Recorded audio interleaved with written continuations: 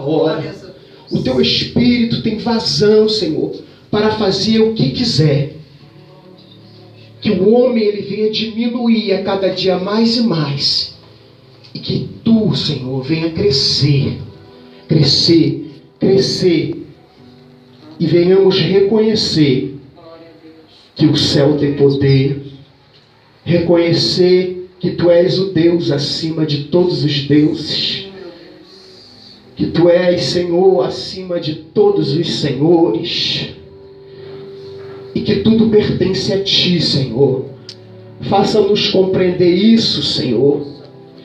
Que não venhamos temer o homem jamais, por tudo que tem acontecido. Porque todo governo, Senhor, está em suas mãos. E o Senhor inclina para onde quiser. E tudo acontece segundo a tua vontade. Amém, Senhor, em nome de Jesus. Ao lermos esse texto, nós podemos perceber claramente que a Bíblia nos fala de um rei. Um rei que tem poder acima de todos os reis da terra. Não existe poder sobre a terra acima do poder de Deus. Deus, ele é o Todo-Poderoso. E nada foge do controle de suas mãos. Salomão, lá no Salmo 72, no versículo 11, ele fala assim, que todos os reis se prostrarão perante ele, e todas as nações o servirão. Sabemos que isso não acontece nos dias atuais. Nem todo mundo reconhece Deus como Deus e soberano. Sabemos disso. Isso aqui foi uma profecia de Salomão para os tempos futuros. No milênio. No milênio, sim. Todos reconhecerão. Todos se dobrarão e falarão que somente Ele é o Senhor que reina e vive para todo sempre. Salomão já estava vendo o futuro. Lá no milênio, irmãos, todos reconhecerão. Se não reconhece agora, nos dias atuais, naquele grande dia, vão ter que reconhecer e se dobrar perante Ele. Aleluia. E saber que Ele governa e que Ele é Senhor sobre toda a terra. João, lá em Apocalipse, capítulo 19, quando ele teve a visão do cavaleiro branco, que era Jesus, ele começa a descrever Jesus. E lá no versículo 16, ele tem uma visão que ele vê um manto sobre a coxa de Jesus, que estava escrito, Rei dos Reis e Senhor dos Senhores.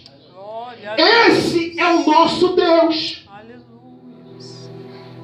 Ele é Rei dos Reis e Senhor dos Senhores. Aleluia, Jesus.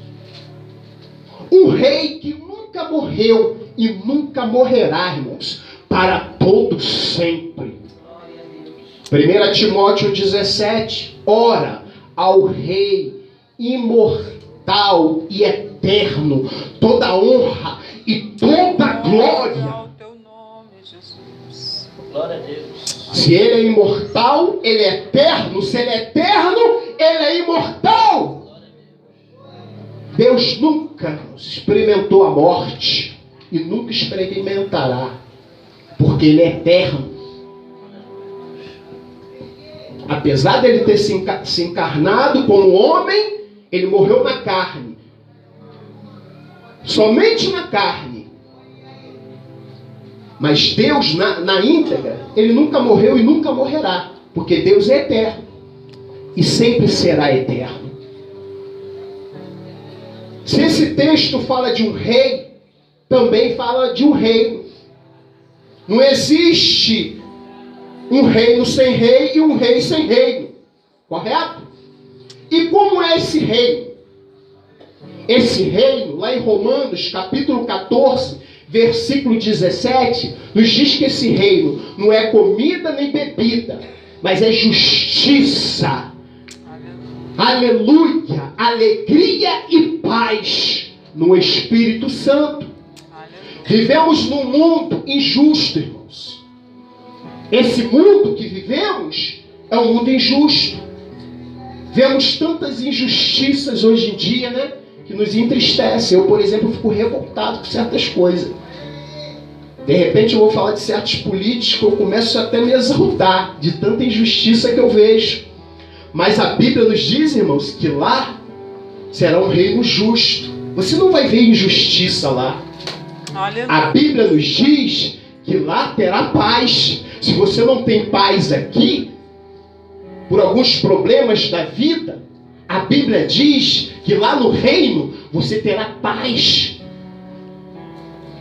A Bíblia nos diz que o reino é um reino de alegria. Não haverá lá mais tristeza. Você nunca mais vai chorar na sua vida. Aleluia. Hoje em dia, o mal do século é a depressão, a angústia. Lá não existirá nada disso, irmãos. Só existirá alegria no Espírito Santo. Aleluia. Quem quer morar nesse reino, irmãos? Eu quero morar nesse reino. Eu quero ir para esse reino. Porque lá vai haver justiça. Lá vai haver paz. E lá vai haver alegria. Olha o que nos fala em Salmo 145, versículo 13. Abre aí.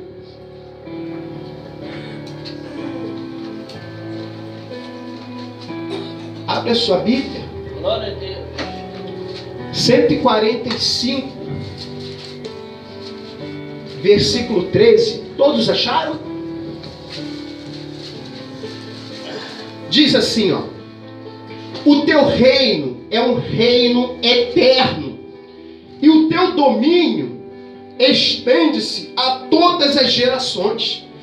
Meu querido, se o rei é eterno, o reino também é eterno, porque Deus é eterno. Então, o que eu compreendo com isso? Que a justiça será eterna, a paz será eterna e a alegria será para todos sempre, porque tudo lá é eterno. Glória a Deus. Não é o reino da terra que hoje eu estou alegre e amanhã eu estou triste, como uma gangorra de altos e baixos, por alguma coisa que eu sofri ou passei. Hoje você pode estar muito triste, mas amanhã, hoje você pode estar muito alegre, mas amanhã você pode estar muito triste, pelas consequências da vida, no mundo que vivemos. Mas lá não, irmãos, é tudo eterno. Glória a Deus. Não vai haver injustiça, só justiça. Só vai haver paz e alegria eterna para tudo sempre. Quem almeja isso? Eu almejo isso. Eu acredito que você também almeja isso. E onde se encontra esse reino? Lá no capítulo 4 de Daniel, Nabucodonosor, ele teve uma visão que ele via uma grande árvore no centro da terra que tocava no céu, cujas suas folhagens eram muito bonitas, e ela tinha muitos frutos, a qual os pássaros se aninhavam em seus galhos, e os animais se proviam dos seus frutos e da sua sombra. E ele viu um anjo que descia do céu, que cortava essa árvore no meio. E ele ficou muito perturbado com isso, querendo saber a interpretação desse sonho, porque ele sabia que era algo espiritual, era algo divino. E ele mandou chamar os magos, encantadores, os astrólogos, E a Bíblia nos diz que ninguém pôde interpretar o sonho de Nabucodonosor. Mas havia um jovem chamado Daniel, que foi introduzido na presença de Nabucodonosor. E quando ele contou o sonho, a Bíblia diz que Deus dá a revelação para Daniel e começa a falar para Nabucodonosor: olha, essa árvore é você. Os pássaros e os animais são as nações. Deus colocou tudo em suas mãos. Você abateu todas as nações da terra. Quem é um leitor da Bíblia sabe disso muito bem. Não somente Israel, mas todas as nações ficaram na mão de Nabucodonosor, porque Deus assim o entregou. Todos os povos na mão de Nabucodonosor. Mas a Bíblia nos diz que ele se exaltou pelo seu poderio.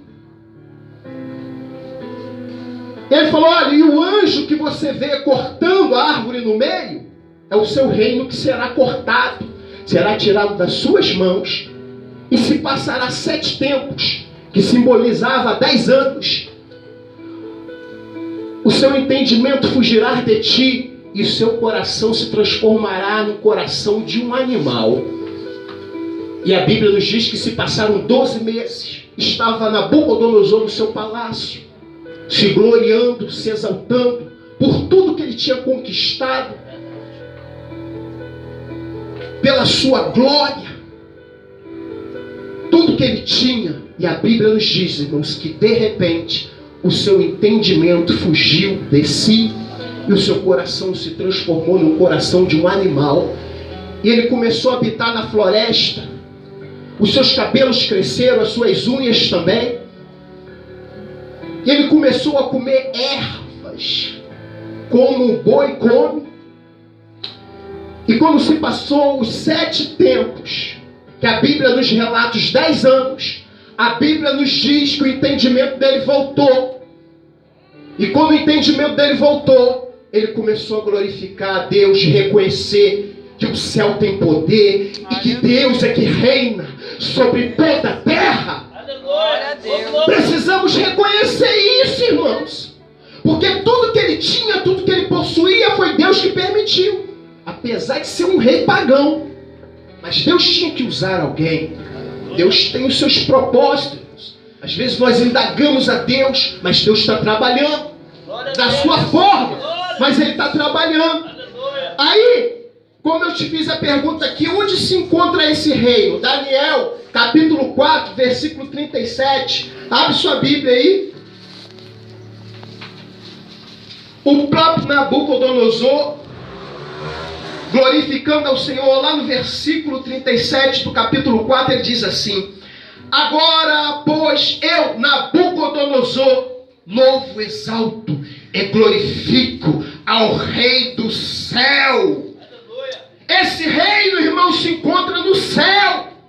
O reino de Deus é no céu. Mas esse reino é que reina sobre a terra também e sobre todo o universo. É o reino de Deus, o único Deus, o único Rei que vive para todo sempre. E a ordem de Jesus é que preguemos esse reino, irmãos. Você tem pregado o reino por onde você tem passado ou não? Você tem aproveitado as oportunidades ou você é aquele que se oculta em falar de Jesus? Lá em Lucas capítulo 8, a Bíblia, você vai ver que a Bíblia, relatando que Jesus ia de cidade em cidades, de aldeias em aldeias, fazendo o quê? Pregando o reino. O objetivo de Jesus de ir pelas cidades, pelas aldeias, era de falar sobre o reino. Lá já em Lucas capítulo 9, nós vemos Jesus organizando e trazendo 12 homens para sua presença. Os discípulos. E qual era o objetivo disso? Quando ele reuniu os 12, falou: ide e pregai o reino dos céus. Então, irmãos, a vontade de Deus é que preguemos o reino. É que venhamos falar do reino. por onde nós passamos. Não perca a oportunidade. A Bíblia diz assim, ó, insta, tempo e fora de tempo, pregue a palavra. Lógico que você não vai sair igual um louco por aí, né, irmãos? Aproveita a oportunidade. Deus vai te dar oportunidade. E quando Ele te der, entre. Fale da palavra, fale de Jesus, fale do reino, porque essa é a vontade de Deus.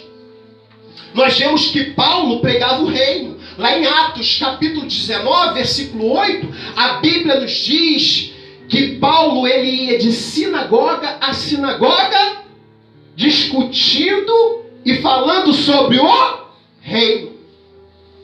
Esse era o objetivo de Paulo quando ele ia para as sinagogas, falar do reino. Está lá, Atos 19, 8. João Batista pregou o reino de uma forma áspera, mas pregava o reino. Quando ele dizia, arrependei-vos, porque está próximo o reino dos céus. Então, homens que pregavam o reino. E essa é a vontade de Deus, que venhamos pregar o reino. Mateus 24, 14 diz assim, e este evangelho do reino será pregado em todo o mundo, em testemunha a todas as nações, então virá o fim. Quem é um estudioso da palavra sabe que há uma briga teológica em questão a esse texto bíblico. Uns dizem que é para os dias atuais, antes do arrebatamento. Enquanto todos não chegarem ao pleno conhecimento do Evangelho, Jesus não volta.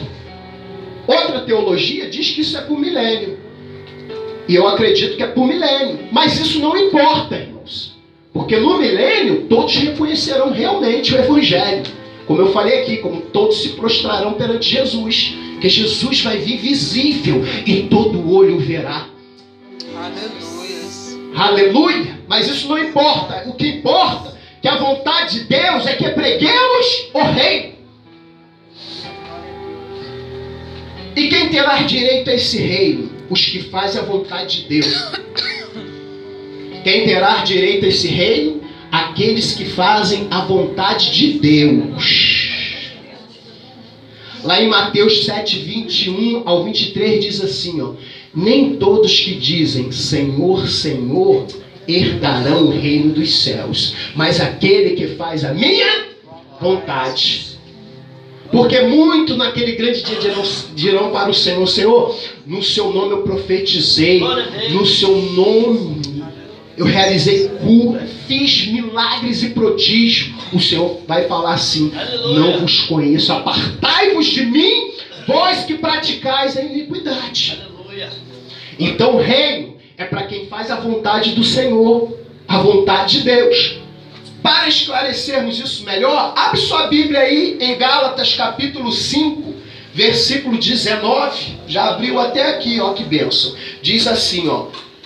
As obras da carne são conhecidas quais são prostituição, impureza, lascívia, idolatria, feitiçaria, inimizade, porfias, ciúmes, iras, pelejas, dissensões, facções, invejas, bebedices, orgias e coisas semelhantes a estas, acerca das quais vos declaro, como já antes vos preveni, que os que cometem tais coisas não herdarão o reino de Deus. Está vendo aí, irmãos? Se eu faço a vontade de Deus, o reino é para mim. Mas se eu faço a minha vontade, a vontade da minha carne, o reino não me pertence. Eu não tenho direito de entrar no reino de Deus. Não vou ter direito de entrar no reino de Deus. Isso me faz lembrar de um certo homem que está lá em João capítulo 3.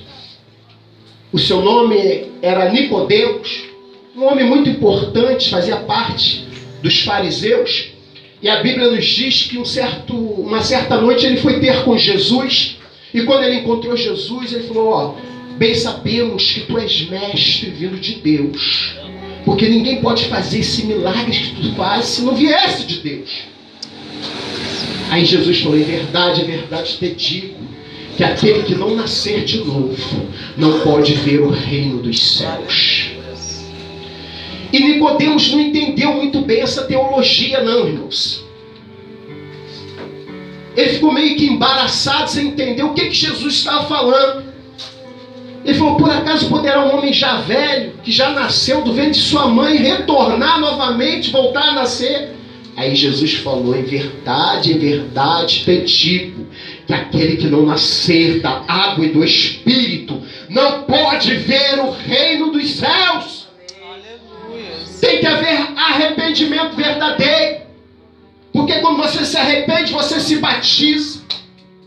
E nascer da água e do Espírito é andar em novidade de vida, Nicodemos. Aleluia. Só assim você poderá ver o reino dos céus. Aleluia. Oh, glória. Glória a Deus. Aleluia. Glória a Deus. Então, nesse texto, nós vemos o rei, nós vemos o reino, mas também nós vemos no texto um servo e um conservo. Correto? E a Bíblia nos diz que esse rei, ele começou a chamar alguns devedores para acertar conta com ele. Não foi o texto que a gente leu? E chamou-lhe um que lhe devia quanto? 10 denários. 10.000 talentos. Tá ligado aí, irmãos? Porque isso aqui é forte. 10.000 talentos. Você sabe quanto que vale hoje em dia 10.000 talentos? 30 milhões de reais. 30 milhões de reais. Qual é a sua renda mensal? Você entendeu bem o que eu quis dizer? 30 milhões de reais. Você teria esse dinheiro para pagar ao rei? Sabe o que eu aprendo com isso? Que a nossa dívida para com Deus, ela é tão grande, mas tão grande, que a gente não tem condições de pagar. Aleluia. Se não for a misericórdia, a compaixão de Deus, irmãos, a gente não tem condições de pagar. A gente não tem como pagar. Glória a Deus. Aleluia. Essa é a nossa dívida para com Deus. Enorme. Muito grande. Está fora do nosso alcance quitar essa dívida com Deus. Mas segundo a sua misericórdia, segundo o seu grande amor, a sua compaixão, Ele nos perdoa. E a Bíblia nos diz que quando ele cobrou a dívida, o servo começou a pedir compaixão e misericórdia, porque ele sabia que não tinha como pagar aquele servo. E o rei, a Bíblia nos diz que o rei, movido de íntima compaixão, perdoou-lhe a dívida. Sabemos que Deus tem muitos atributos bons, positivos, só coisas boas. Poderia falar de milhares aqui, mas o tema é sobre misericórdia. Um deles é a misericórdia, é a compaixão, é o perdão. Aleluia. Glória a Deus. Mas a Bíblia nos diz que quando ele saiu da presença do rei perdoado, ele se deparou com um conservo que lhe devia quanto? 100 denários. Você sabe quanto que é 100 denários hoje em dia? Quanto seria? 100 reais, 80 reais. Olha a Bíblia nos ensinando, mais uma vez, às vezes a dívida do nosso próximo para conosco é tão pequenina, irmãos. E a gente não quer perdoar. A gente não abre o coração para perdoar. A ofensa é tão pequena. A pessoa te fez algo tão pequenino. Essa dívida é tão pequena e você não perdoa. Glória a Deus. Foi o que esse servo fez. Ele tinha acabado de ser perdoado quando ele encontrou o que lhe devia 100 denários. Aleluia. Uma ninharia que ele podia perdoar facilmente. Aí eu te pergunto, é mais fácil você perdoar uma dívida pequena ou grande? Grande, né? Ou melhor, pequena, né? Porque a grande, imagina você emprestar 30 milhões de reais e não receber mais. Que seja 1.000 reais, né? Agora o cara te deve 30 reais, é fácil, né? E a dívida era pequena. E a dívida do nosso próximo muitas vezes é pequena para conosco. A Bíblia nos ensinando e a gente não perdoa. A Bíblia nos diz que ele mandou encerrar aquele conservo na cadeia e prendê-lo até que ele viesse o quê? Quitar toda a dívida. Porque na lei era assim. Se você vê lá em Êxodo, no capítulo 22, todo devedor, quando ele não tinha dinheiro, ele virava escravo até pagar a dívida. A viúva do azeite, se lembra? Quando o credor chegou na casa dela para cobrar a dívida, o marido já era morto, mas ia levar os filhos para poder quitar a dívida com trabalho. E ela se desesperou, chegou para o profeta e pediu que o profeta, desse um jeito, falasse com Deus, resolvesse o seu problema, que ela estava desesperada. Iam levar os filhos dela. E a Bíblia nos diz que o profeta falou, olha, pega vasilhas. E já conhecemos bem a história. E o azeite não parava. Glória a Deus. E azeite naquela época era muito valioso. Para você que não sabe, era muito usado. Então ela encheu muitas vasilhas. E ela vendeu, ainda sobrou azeite para poder viver do resto. Pagou a dívida e ainda viveu do resto. Mas se ela não tivesse condições de pagar, os seus filhos seriam levados como escravos, até quitar toda a dívida. Aleluia, irmãos. Que venhamos aprender com essa palavra desta noite, porque a atitude daquele servo não foi semelhante à atitude de Deus. Porque a Bíblia nos ensina que devemos ser imitadores de Deus. Lá em Efésios, abre sua Bíblia aí, capítulo 5. Olha o que nos fala a palavra do Senhor. Sede, pois, imitadores de Deus, como filhos amados. Olha, irmãos, a Bíblia nos orientando a sermos imitadores de Deus. Ele tinha que imitar o ato de Deus, a atitude de Deus do rei para com ele, que perdoou aquela dívida. Não. Tinha acabado de ser perdoado e não perdoou o seu próximo. Uma dívida enorme. Então, pelo amor de Deus, seja imitador de Deus, perdoe, abre o seu coração. É Deus, aleluia. Não deixe essa mágoa, essa tristeza corroer o teu coração e a tua alma. Deus tá pronto. Saia daqui nesta noite falando assim, você está perdoado, você está perdoada, sabe por quê? Porque Deus perdoou uma dívida enorme minha, e o que você me deve não é nada. Aleluia, Jesus. Essa ofensa é muito pequena É barachando a cara. por todas as minhas ofensas contra Deus. E Ele perdoou todas elas. Então eu te perdoo em nome de Jesus. Vai em paz. Aleluia. Glória a Deus. Aprenda com Deus. Aprenda com a Bíblia. Seja imitador de Deus em nome de Jesus. Aleluia. É Deus que está nos orientando. É a palavra que está nos orientando. Aleluia. Lucas 6,36 diz assim, ó. Lucas 6,36 diz assim, ó: sede misericordiosos, assim como o vosso Pai é o quê? Misericordioso, irmãos. Você cede a misericórdia?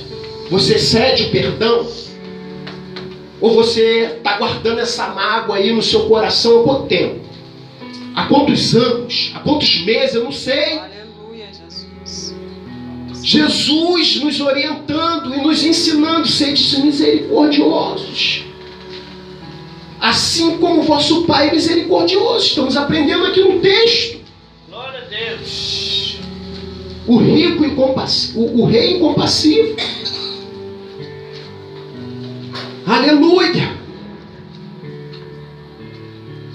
Mateus 6,15, já estou finalizando, diz assim: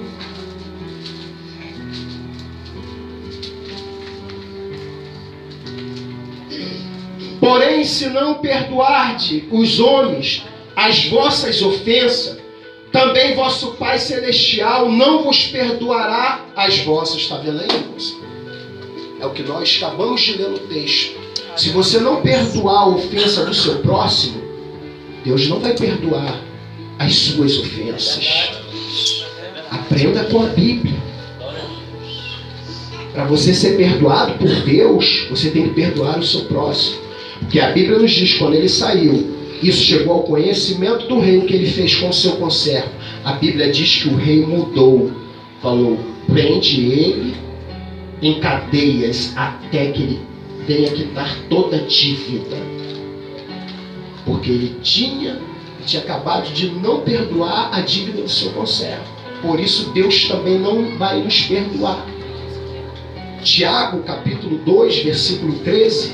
Olha o que nos diz a palavra do Senhor. Diz assim, ó, Tiago, capítulo 2, versículo 13, diz assim, ó, porque o juízo será sem misericórdia para aquele que não usou de misericórdia. A misericórdia triunfa sobre o juízo. Aí, irmãos, olha só, isso é forte. Porque o juízo não será sem misericórdia. Deus não vai ter misericórdia de você no dia do juízo, porque você não teve misericórdia.